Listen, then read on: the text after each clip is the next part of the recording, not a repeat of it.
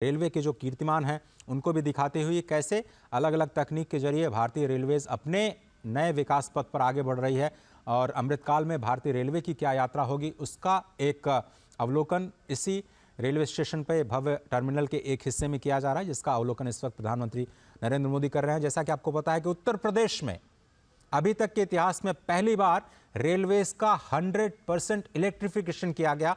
इन सभी कीर्तिमानों की जानकारी प्रधानमंत्री को दी जा रही है और कैसे नए कोचेस का निर्माण किया गया है। आपको याद होगा कि काशी जब भी जाते हैं प्रधानमंत्री नरेंद्र मोदी DLW जो डीजल लोकोमोटिव वर्कशॉप है वहां पर रुकते हैं। वो एक बहुत ही प्राचीन संस्थान है इंजन निर्माण का, जो कि स्वयं काशी की धरती पर विद्यमान है। रायबरेली का जो कोच फैक्ट्री है उससे भी आप परिचित होंगे, जिसको फिर से रिवाइव करने का प्रयास इस सरकार के दौरान किया गया और वहाँ बड़े पैमाने पर इन्वेस्टमेंट किया गया। रेलवेज का इलेक्ट्रिफिकेशन 100% इलेक्ट्रिफिकेशन किया जा चुका है। चौड़ीकरण का काम भी उत्तर प्रदेश में जो ब्रॉड गेज बनाने का काम है, ब्रॉड गेज के कंप्लीट इलेक्ट्रिफिकेशन का कार्य किया जा चुका है और रेलवे स्टेशन का जो मॉडल है वो देख रहे हैं, क्योंकि पहला चरण जो है वो आज लोकार्पण किया गया। अभी इसके दूसरे चरण में इसको विस्तार दिया जाएगा, 5 गुना विस्तार, क्योंकि उम्मीद यह की जा रही है कि जैसे काशी कॉरिडोर के बनने के बाद, महाकाल कॉरिडोर बनने के बाद वहां पर आने वाले लोगों की, तीर्थयात्रियों की संख्या में, पर्यटकों की संख्या में भारी वृद्धि हुई। 13 करोड़ का आंकड़ा अभी हाल ही में काशी के कॉरिडोर के बनने के बाद आया है। अयोध्या में भी उसी तर्ज पर देश विदेश से पर्यटकों के आने का सिलसिला लगातार बढ़ेगा। उसको संभालने के लिए इस क्षमता का विस्तार किया जाना है। तो दूसरे चरण में इसकी जो क्षमता है रेलवे स्टेशन की, उसको 5 गुना विस्तार देने की जो तैयारी है, उसमें नई रेलवे लाइंस का निर्माण और नई ट्रेन्स के परिचालन की जो व्यवस्था है वो भी की जाएगी। 8 ट्रेन्स का आज लोकार्पण भी किया जाएगा हरी झंडी के जरिए। वंदे भारत और अमृत ट्रेन्स का एक साथ जुड़ाव, देश के अलग अलग कोने से अयोध्या को जोड़ने की जो आज परिकल्पना है वो आज जमीन पर आते हुए इस प्रथम चरण में आपको दिखाई देगी। और इस वक्त जो स्थानीय सांसद हैं, उप मुख्यमंत्री, मुख्यमंत्री और रेलवे मंत्री श्री अश्विनी वैष्णव के साथ इस रेल परियोजना के उस मॉडल का अवलोकन करते हुए और अश्विनी वैष्णव जी समझाते हुए कि किस तरह से इसका निर्माण किया गया है और कैसे अत्याधुनिक तकनीक का इस्तेमाल करते हुए इस नए टर्मिनल को बिल्कुल ग्रीन टर्मिनल के तौर पर विकसित किया गया है। कई सारे फेजेस में इसको, और स्पेस का यूटिलाइजेशन बहुत ही ज़बरदस्त, क्योंकि जगह बहुत कम थी वहाँ पर। चौड़ीकरण किया जाना था, 3 लेन को अगर 6 लेन किया जाना है तो पहले तो आपको पटरी बिछाने के लिए ही आपको विस्तार करना पड़ेगा। और उसके बाद जो टर्मिनल के लिए या स्टेशन के लिए जगह बचती है उसमें आप कैसे मल्टी स्टोरीड बिल्डिंग का निर्माण करते हैं, प्रतीक्षालय के लिए, फूड प्लाजा के लिए, लोगों के ठहरने के लिए, दुकानों के लिए, और कैसे एक रीडेवलपमेंट करते हैं आदर्श स्टेशन के रूप में अयोध्या धाम को। ये एक नई तस्वीर पूरी दुनिया के सामने ये है कि एयरपोर्ट की तरह आपको सभी सुविधाओं से लैस ये नया अयोध्या धाम का टर्मिनल, जिसका लोकार्पण प्रधानमंत्री के हाथों द्वारा, मुख्यमंत्री योगी आदित्यनाथ के हाथों द्वारा किया जा चुका है।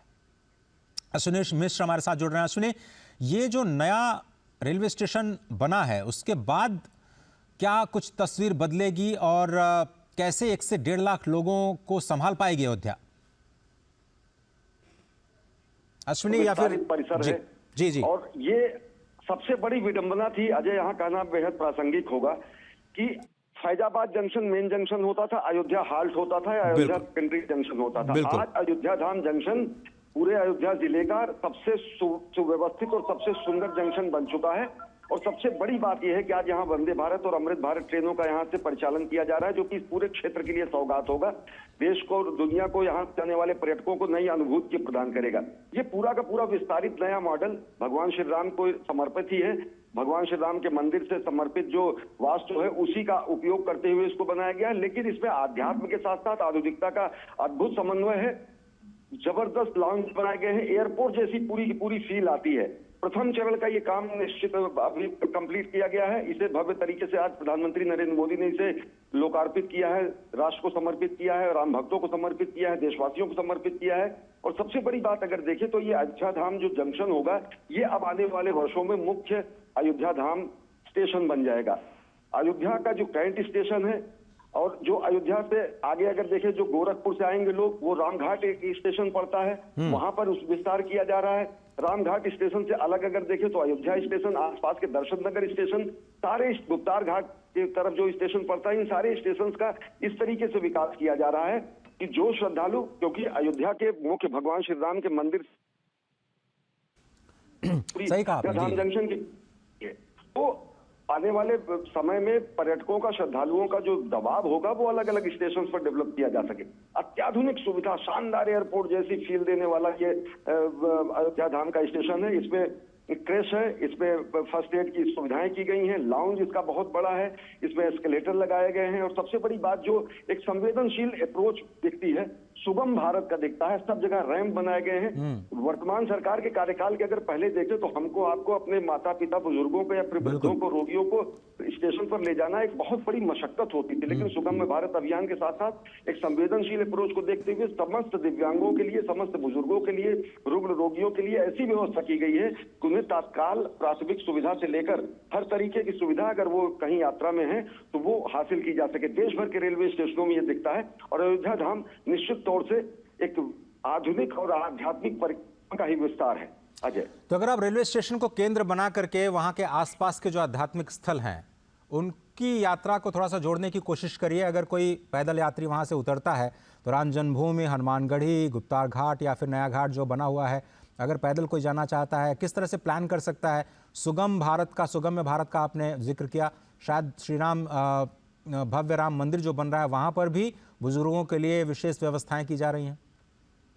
निश्चित तौर से ये पूरा का पूरा स्टेशन वही, जैसे मैं कह रहा हूं कि आधुनिकता और आध्यात्मिकता का संगम तो है ही, साथ ही साथ संवेदनशीलता का जबरदस्त उदाहरण है, क्योंकि एस्केलेटर्स, रैंप, दिव्यांगजनों के लिए अलग से जो है आने की व्यवस्था और साथ ही साथ दूरी जो मैं बता रहा हूं तकरीबन 1 किलोमीटर से भी कम है। स्टेशन से निकलने के बाद सीधे राम पथ को पार करने के बाद राम जन्मभूमि पथ शुरू हो जाता है सुग्रीव किला से होते हुए, और जहां से दिव्य भव्य भगवान श्री राम का नव्य ये विराजमान, जहां पर भगवान श्री राम की प्राण प्रतिष्ठा होगी रामलीला स्वरूप की, वो मंदिर दिखने लगता है। अयोध्या स्टेशन से जब आप मुख्य मार्ग पर आएंगे तो सीधे आपको साक्षात दर्शन होंगे भगवान श्री राम के मंदिर का, और राम जन्मभूमि पथ वहीं शुरू हो जाता है बिरला धर्म से। नजदीक अगर पहुंचने का जो स्थान है तो अयोध्या धाम जंक्शन हुआ। देखिए तो रामघाट की तरफ अगर गोरखपुर से लोग आ रहे हैं तो रामघाट स्टेशन को भी विकसित विस्तार दिया जा रहा है। फैजाबाद का जो पुराना जंक्शन है जिसको अयोध्या कैंट कहा जाना जाता है, अयोध्या कैंट का विस्तार तो है ही, जो कि शहरी सुविधाओं से पहले से ही लैस है। तो जयश्री जी, अब ये जो तस्वीरें देख रहे हैं हम, अब ये जो तस्वीरें देख रहे हैं वो है नए अमृत ट्रेन की। कहा जाता था वंदे भारत जो ट्रेन है वो बड़े लोगों के लिए है, पैसे वालों के लिए है, सामान्य लोगों के लिए कोई ट्रेन की व्यवस्था ये सरकार कर नहीं रही है। ये एक नई पहल। आपको याद होगा, अगर आपने जब पहले सफ़र किया होगा, जिसको जनरल बोगी कहा जाता था, घुसना बड़ा मुश्किल होता था। किसी ने रुमाल फेंक करके अगर कोई सीट हासिल कर ली तो चलिए उनका तो सफ़र किसी तरह से कट जाता था, लेकिन बहुत सारे लोगों को खड़े होकर के बिना किसी स्थान के, बिना किसी सुविधा के सामान को लादे लादे आप बहुत ही मुश्किल से अपने गंतव्य तक जा पाते थे। ये अमृत ट्रेन के अंदर की तस्वीरें हैं। प्रधानमंत्री नरेंद्र मोदी हमेशा की तरह बच्चों के साथ संवाद करते हुए, कोई उन्हें कविताएं सुना रहा है, कोई उन्हें अपने लिखे हुए संस्मरण सुना रहा है, कोई चित्रों के माध्यम से उनका स्वागत कर रहा है। ऐसी तस्वीरें हम हमेशा प्रधानमंत्री के संपर्क यात्रा के दौरान देखते रहे हैं। मेट्रो कोचेस में ख़ास तौर पर जब वो सफ़र करते हैं तो ऐसी तस्वीरें हमें दिखाई देती हैं। लेकिन इस वक्त आप देखिए बहुत ही अत्याधुनिक, ये बिल्कुल जनरल वार्ड का जो डिब्बा है उसको कैसे आधुनिक बनाया गया है, कैसे चार्जिंग की व्यवस्था, क्योंकि नए बदलते हुए माहौल में सभी लोग मोबाइल फ़ोन के ज़रिए कनेक्टेड रहना चाहते हैं। हर कोई हर स्टेशन पे देखता है कि इस वक्त मेरी गाड़ी कहाँ पहुँची, मैं कितनी देर बाद अपने घर पहुँच पाऊँगा, रेलवे स्टेशन पे कितनी देर रुक पाऊँगा, वहाँ पर क्या सुविधाएं हैं। तो ये सारी की सारी जो सुविधाएं हैं, चाहे वो पब्लिक अनाउंसमेंट की सुविधा हो या फिर clean neat and clean toilets की सुविधा हो, जो कि नॉर्मल जो यात्री के डिब्बे हैं उसमें कैसे दी जाए और कैसे तकनीक का इस्तेमाल करते हुए इसको भी सुविधाजनक बनाया जाए, उसकी एक कोशिश की जा रही है। अमृत भारत जो ट्रेन नई आज शुभारंभ की जाएगी, 2 अमृत भारत ट्रेन यहाँ से अयोध्या से जो कि दक्षिण भारत को और ख़ास तौर पर मिथिलांचल को अयोध्या के साथ जोड़ेगी, नई दिल्ली को भी जोड़ेगी। तो उसके साथ साथ जो 6 वंदे भारत ट्रेन हैं उसका भी आज शुभारंभ किया जाएगा, जिनका हॉल्ट अयोध्या धाम को बनाया गया है, स्पष्ट तौर पर इसी बात को ध्यान में रखते हुए कि जब रामलला विराजमान होंगे तो लाखों की संख्या में जो पर्यटक आएंगे उनको समायोजित करने के लिए बहुत सारे साधनों की ज़रूरत होगी। कुछ लोग ट्रेन से, कुछ लोग सड़क परिवहन से, कुछ लोग वायुयान के ज़रिए, कुछ लोग अपनी गाड़ी से, कुछ लोग बसों के ज़रिए, बहुत सारे यात्राओं के ज़रिए, बहुत सारे यात्रा के जो साधन हैं उनका इस्तेमाल करते हुए अयोध्या तक पहुंचना चाहेंगे। साथ ही साथ वाटरवेज़ का भी निर्माण किया जा रहा है, वहां पर भी जो सुविधाएं हैं, बताया जा रहा है कि वाटर मेट्रो की भी शुरुआत अयोध्या में होने वाली है। तो ये एक इंटीग्रेटेड अप्रोच है पूरे ट्रांसपोर्ट सिस्टम का, और विरासत के साथ कैसे विकास को आप जोड़ते हैं उसकी एक बानगी, उसकी एक झलक आपको दिखाई देगी। राजेश राज, क्या आप मेरे साथ हैं? या अश्विनी जी? जी अजय जी। जी, तो मैं आपसे ये समझना चाह रहा था कि ये जो नई पहल की जा रही है अमृत ट्रेन के जरिए, जो आज अमृत भारत ट्रेन, और जैसा कि हम बार बार ये कह रहे हैं कि अमृत काल में भारत प्रवेश कर रहा है, ये जो नई शुरुआत है, इस वक्त आप देख रहे हैं हरी झंडी दिखा करके अमृत ट्रेन को रवाना करने की तैयारी हो जा चुकी है। ये बिल्कुल लाइव विजुअल्स, अमृत ट्रेन अब रवाना अयोध्या धाम रेलवे स्टेशन से। हाँ,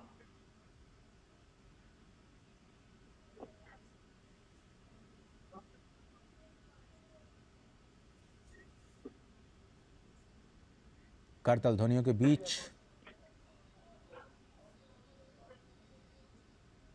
मेक इन इंडिया पूरी तरह से भारत में बनी हुई, ये देखिए 6 वंदे भारत ट्रेन्स और 2 अमृत भारत ट्रेन्स, 8 ट्रेन्स का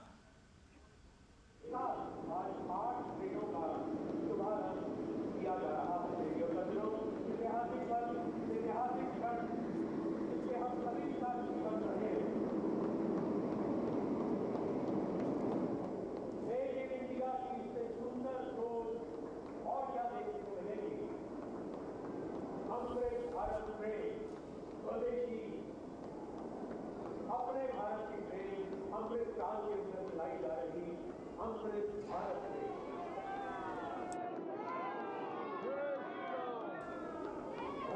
देखते ही बन रहा है कि रेलवे जैसे तमाम यात्रियों को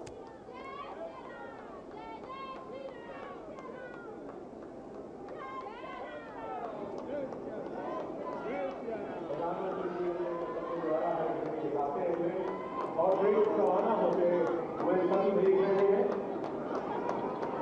और माननीय प्रधानमंत्री जी के इस घड़ी जाते ही देश भर से देखकर 8 ट्रेनें एक साथ शुरू हो गई।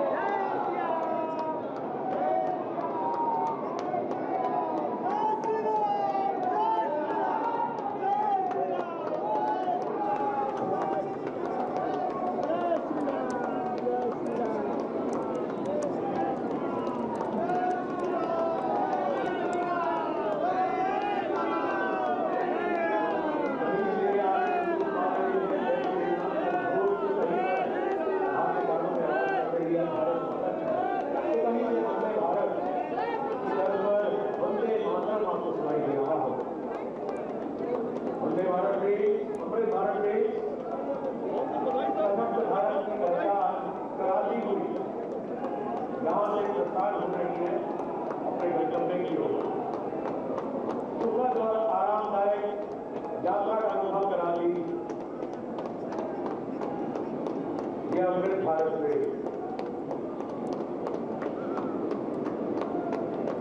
भारतीय के इतिहास में एक स्वर्णिम अध्याय लिखी हुई ये अमृत भारत में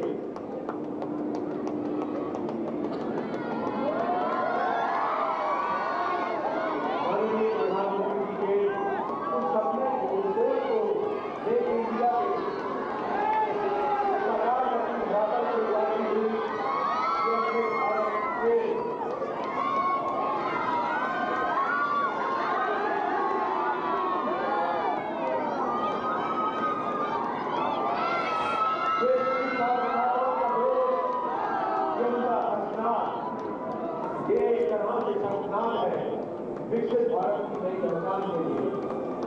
अब भारत को विश्व गुरु बनने से कोई नहीं रोक सकता।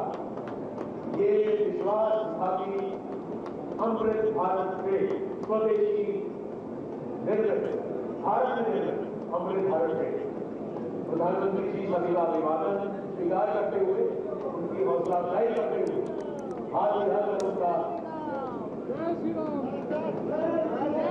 अभिवादन करते हुए ये है हमारे भारत का शीर्ष नेतृत्व, जो हर एक के सपनों को साकार करने के लिए दिन रात प्रयासरत है।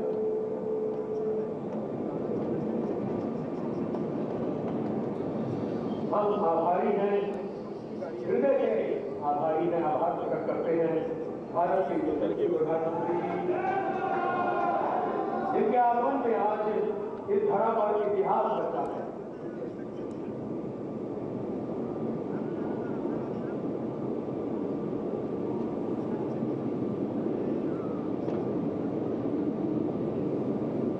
पुनः हम माननीय प्रधानमंत्री जी का आभार प्रकट करते हैं तथा हमारे सभी आप चरणों में धन्यवाद।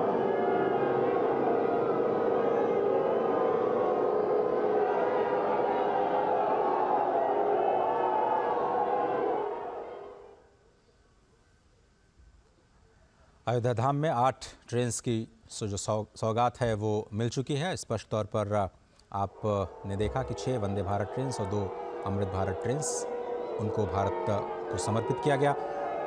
जिन 6 वंदे भारत ट्रेन को रवाना किया गया है हरी झंडी दिखा करके, उसमें श्री माता वैष्णो देवी कटरा नई Delhi Vande Bharat express, Amritsar Delhi Vande Bharat express, Coimbatore Bangalore cantt Vande Bharat express, Mangalore Madgaon Vande Bharat express, Jalna Mumbai Vande Bharat express और अयोध्या आनंद विहार टर्मिनल वंदे भारत एक्सप्रेस शामिल है। ये 6 वंदे भारत एक्सप्रेसेस और 2 अमृत ट्रेन जिनका अब से थोड़ी देर पहले लोकार्पण किया। राजेश राज हमारे साथ जुड़ रहे हैं। राजेश राज, एक बार फिर से पहले तो आप एयरपोर्ट जो रेलवे टर्मिनल बनाया गया है उसी की खासियत बताइए। कैसे 3 मंजिला इमारत का निर्माण किया गया, कैसी तकनीक का इस्तेमाल किया गया, कौन कौन सी सुविधाएं हैं वहां पर आम यात्रियों के लिए?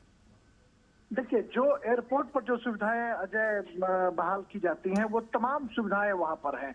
और जो 3 मंजिला 3 फ्लोर का पूरा इमारत तैयार किया गया है, जब उसके बीच के लॉबी में आप जब खड़े होंगे तो आपको साफ तौर पर दिखाई पड़ेगा कि आप एयरपोर्ट पर खड़े हैं। कोई रेलवे स्टेशन जैसा कोई शक्ल वहां दिखाई नहीं पड़ता है। जो गेट है वो गेट ठीक उसी अंदाज में बनाए गए हैं जो एयरपोर्ट पर बनाए जाते हैं। और गेट की नंबरिंग की गई है बाकायदा, 1 नंबर 2 नंबर 3 नंबर इस तरह से नंबरिंग की गई है और बहुत खूबसूरत नक्शा